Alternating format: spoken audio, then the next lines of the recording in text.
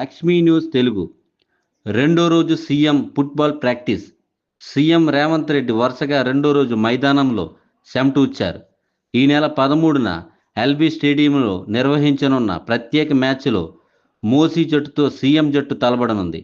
దీనికోసం ముఖ్యమంత్రి ఇప్పటి నుంచే ప్రాక్టీస్ కూడా ప్రారంభించారు. మర్రి చెన్నారెడ్డి మానవ వనరుల కేంద్రంలోని ఫుట్బాల్ గ్రౌండ్లో ఆదివారం దాదాపు గంట పాటు ఫుట్ ప్యాట్ ప్రాక్టీస్ చేశారు.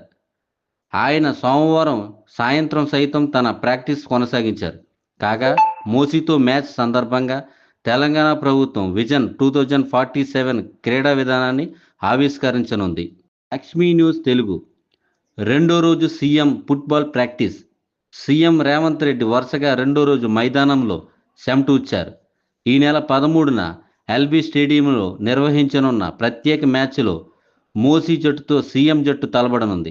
దీనికోసం ముఖ్యమంత్రి ఇప్పటి నుంచే ప్రాక్టీస్ కూడా ప్రారంభించారు. మర్రి చెన్నారెడ్డి మానవ వనరుల కేంద్రంలోని ఫుట్బాల్ గ్రౌండ్లో ఆదివారం దాదాపు గంట పాటు ఫుట్ ప్యాట్ ప్రాక్టీస్ చేశారు. ఆయన సోమవారం సాయంత్రం సైతం తన ప్రాక్టీస్ కొనసాగించారు.